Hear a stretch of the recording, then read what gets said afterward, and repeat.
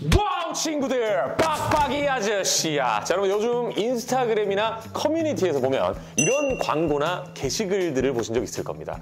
이제 뭐 운동 없이 10kg 감량 비법, 이것만 있으면 식단도 운동도 없이 다이어트 가능. 이제 우리 구독자분들이라면 대부분 이제 뭐 그런 게 어딨냐, 이 다이어트는 식단의 필수 아니겠습니까? 운동을 또 안 해? 라고 이제 생각하실 수도 있겠지만, 이제 놀랍게도 정말로 운동과 식단 없이 다이어트를 할 수 있는 방법이 존재한다고 합니다.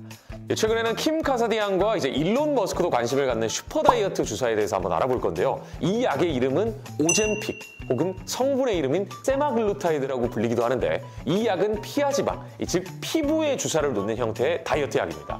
흔히 이제 주사하면 지방흡입을 생각하는데, 이 약은 전혀 다른 메커니즘으로 이제 다이어트에 효과를 주는데, 이제 오젬픽의 성분인 세마글루타이드라는 성분이 이제 우리 몸의 호르몬 중에 이제 글루카곤 유사 펩타이드 1이라는 호르몬이 있어요. GLP 테크 1이라는 호르몬.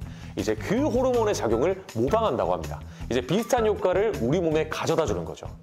이 세마글루타이드 성분은 글루카곤 유사 펩타이드의 효과와 비슷하게 위에서 음식물을 배출하는 속도를 좀 느리게 하고 이 식욕을 억제하게 만든다고 합니다.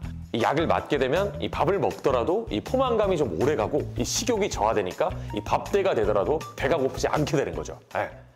사실 이제 이 세마글루타이드가 포함된 약은 비만 치료제가 아니라, 이 세마글루타이드는 인슐린 분비를 촉진시켜서 이 당뇨 환자들의 혈당 수치를 낮춰주는 역할을 하기 때문에 이 당뇨 환자들을 위해서 처음 개발되었는데, 과연 이제 그렇다면 이 약물들은 얼마나 효과가 클까요?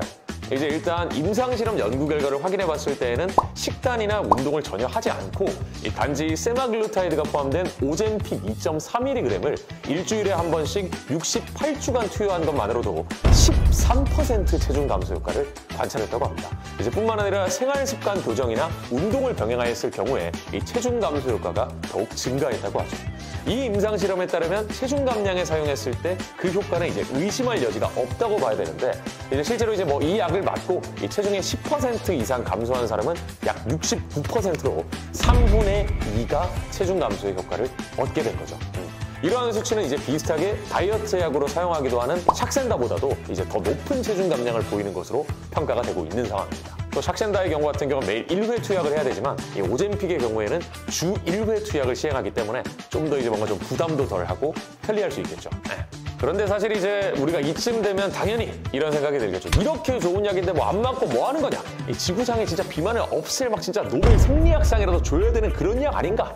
하지만 임상 실험을 잘 살펴보면 이제 주사한 용량이 일반적으로 우리가 맞는 용량보다 더 높은 용량을 주사했고, 68주 동안 관찰된 연구 결과라는 점을 고려하면 1년이 넘는 기간 동안 주사를 매주 맞아야만 되는 거죠. 이제 이 세마글루타이드를 포함한 비만 치료제들은 이제 의료보험이 되지 않기 때문에, 또 사실 이제 약값이 조금 비싸다는 것을 좀 감안하면 오랜 기간 동안 꾸준히 맞을 수 있는 사람은 이제 좀 한정될 수밖에 없겠죠. 그리고 이제 정작 살이 빠진다고 해도 식습관이나 물론 이제 운동이 지속적으로 병행되지 않았다면 약을 중단할 경우에 요요 현상이 발생할 수밖에 없겠죠. 또 그리고 이제 주사의 형태다 보니까 사실 주사한 부위에 감염이 일어날 수도 있고, 피부가 예민한 경우에 발진 같은 막 피부병을 앓을 수도 있고, 여간 불편한 게 아니지 않겠습니까? 그리고 이제 부작용이 사실 이제 제일 메인이잖아요. 이 약의 대표적인 부작용은 위나 장과 관련된 부작용이 대부분입니다, 여러분들. 예를 들어 이제 울렁거림이나 구토, 설사, 변비 등이 좀 있지만, 아무래도 이제 소화를 좀 느리게 해주는 효과를 포함하기 때문에 위에서 이제 음식물이 좀 오래 머무르다 보니까 그것 때문에 생기는 부작용이라고 이제 좀 추정을 하고 있습니다. 그리고 이제 췌장염이 발견되기도 하는데, 이 때문에 이제 본인이 췌장염에 걸렸던 경험이 있거나 혹은 이제 췌장암과 같이 가족력이 있는 친구들의 경우에는 좀 피하는 게 좋을 수도 있겠죠. 이제 이 부분은 이제 연구가 더 필요하긴 하지만, 이 갑상선 쪽에도 영향을 준다는 연구도 있으니까 이 갑상선 질환에 가족력이나 이 기저질환이 있는 경우에도 조심하는 게 좋겠죠. 그리고 이제 뭐 인슐린 촉진을 통해서 이제 당뇨약으로 사용되는 약이다 보니까 이 저탄수식이, 이 케톤식을 하는 사람들의 경우에는 인슐린 과다 분비로 인한 저혈당이 발생하지 않을까 하는 걱정 또한 있는 것으로 알고 있습니다. 하지만 이제 세마글루타이드의 경우에는 이 혈당이 높은 경우에만 인슐린 분비를 유도하기 때문에 이 저혈당은 거의 발생하지 않는다고 하니까 안심해도 좋을 것 같습니다. 자, 아무튼 이제 끝으로 정리하자면, 약을 통해서 살을 빼는 것은 가능하지만 굉장히 비싸고 유지하기도 어렵습니다. 이 약을 중단하게 된다면 요요 현상이 찾아오게 되니까 이제 약은 하나의 보조수단이 되어야 되지, 절대 약에 의존해서 다이어트를 시도한다거나 하는 행위는 없어야 되지 않을까 싶습니다.